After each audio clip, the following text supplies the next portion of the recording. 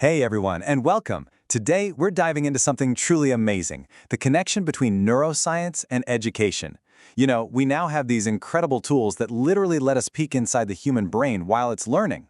So we're going to explore what that science really tells us and how it might just change everything we think we know about teaching. And it all starts with a kind of a weird question, involving some cafeteria food. So here it is. What on earth do the smell of cafeteria broccoli and the secrets of learning have in common? I know it sounds a little strange, but stick with me, because the answer reveals something absolutely profound about how our brains work. And that whole broccoli mystery? Well, it leads us straight to our first big idea. Our brains are these incredible, non-stop information sponges, just soaking up the world around us in ways we don't even realize. So there's this great story about a biology teacher, a Miss Bishop, who did a little experiment. She flashed a really complex diagram on a screen for just 3 seconds. That's it. And she asked her students, "What did you see?" They mentioned a few boxes, some arrows, the obvious stuff. But then she pushed them. She asked, "What did you smell?" And boom! Instantly, the whole class remembered the smell of broccoli cooking down in the cafeteria. And they remembered the sound of a truck going by outside too. Just think about that. In 3 seconds, their brains grabbed this rich, multisensory snapshot of that entire moment, even when they thought they were just looking at a diagram. You see, that first flood of information, the diagram, the truck, the broccoli, it all comes pouring in through what scientists call the sensory register.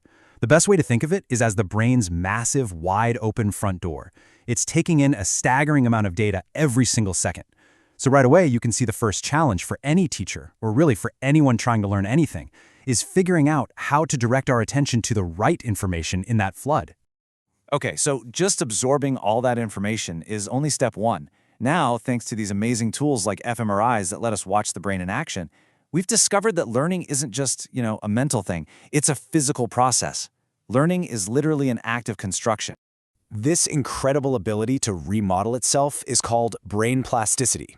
It basically means our brains are not set in stone. The brain isn't some pre-written book. It's more like a living document that we are constantly editing and revising with every single thing we experience.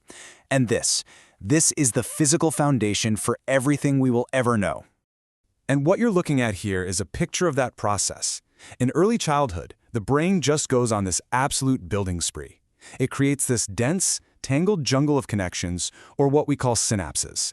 I mean, the sheer density is just astounding. It's a literal explosion of new pathways being formed. But here's where it gets kind of wild, and a little counterintuitive. To actually get smarter, the brain doesn't just keep adding more stuff. It starts subtracting. It begins to prune away, to get rid of the connections that aren't being used. It's just like a sculptor who chips away all the extra marble to reveal a beautiful statue. Your brain is chipping away the noise to create a faster, leaner, more efficient thinking machine. This slide shows that whole sculpting process perfectly. So on the left, you see that dense jungle of connections we just talked about. Now look over to the right. These are brain scans of an expert artist and a novice, and they're both drawing a face. Notice the expert's brain, up on top. There's actually less brain activity. So why is that? You'd think the expert's brain would be firing on all cylinders, right? But no, it's because their brain has already done the work. It's pruned and strengthened the specific pathways for drawing, creating a neural superhighway for that one skill. It doesn't have to work as hard, which frees up all that mental energy for other things, like being creative. This state of almost effortless performance is called automaticity. It happens when you practice something enough. It could be reading, driving a car, playing an instrument. Your brain literally rewires itself to create shortcuts. This is what expertise actually looks like inside your head. It's not about trying harder, it's about having a brain that has been physically changed by practice to work smarter. So, okay, this is incredible, right? We've got this picture of the brain as this dynamic, self-sculpting, super efficient machine. But this science, as fascinating as it is, naturally leads to a huge, huge question. What do we actually do with all this? I mean, can we take these findings about synapses and automaticity and use them to design the perfect, scientifically proven brain-based classroom? It feels like the answer should be a simple yes, but the journey from a finding in a brain lab to a strategy that works in a real classroom, well, that's where things get really interesting and pretty complicated. And this is where we need to pump the brakes and talk about neurohype. You've probably seen it. It's this huge temptation to take a cool scientific finding and oversimplify it, turning it into some kind of miracle cure for education. But the reality is, there's a massive gap between what we can see in a brain scan and what actually helps 30 unique kids sitting in a classroom. The cognitive scientist Daniel Willingham puts it perfectly. He says that while the research is super exciting, pretty much all of it is a long, long way from being able to actually guide teachers. I mean, think about it. Knowing that the temporal lobe lights up when someone reads is cool, but does that actually tell a teacher what to do when a specific kid is struggling with a specific word? Not really. Yet this is all about separating the hype from the reality. A perfect example is that whole left brain versus right brain learner idea. We've all heard it, right? But it's pretty much a myth. Brain scans clearly show us that both sides of the brain are constantly talking to each other and working together on almost everything. And it's the same with a lot of brain-based teaching fads. Turns out, they're often not revolutionary new ideas from neuroscience. They're just good, solid teaching practices that great teachers have known about for decades, and now they just have some cool brain scans to back them up. But hold on, this doesn't mean the research is useless. Far from it. What it does do is confirm some huge foundational truths about learning. For instance, we know for sure that some skills, like learning your native language, are kind of hardwired and just develop more easily. We know a child's stage of development puts real, physical limits on what they can learn.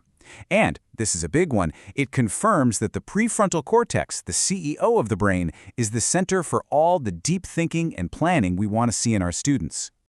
So, where does this all leave us? If neuroscience doesn't just hand us a simple recipe for teaching, then what is its biggest contribution? Well, it's something way more profound. It's a completely new way of seeing the learner themselves. The real, true value of brain science in education isn't a list of teaching tricks or fun classroom activities. No, it's a fundamental shift in how we see things. We have to completely ditch that old idea of a learner being a passive, empty bucket that we're just supposed to pour facts into. This is the new perspective. Every single one of us is a neural work in progress. Right now, at this very moment, by listening to me and thinking about this, you are physically altering the structure of your own brain. Learning isn't just something we do, it is a biological act of self-creation. And that really leaves us with one final, powerful thought. If every single interaction, every lesson, every new piece of knowledge is actively and physically remodeling the brain of the person in front of you, whether that's your student, your child, or even yourself, what amazing new structure will you help build today?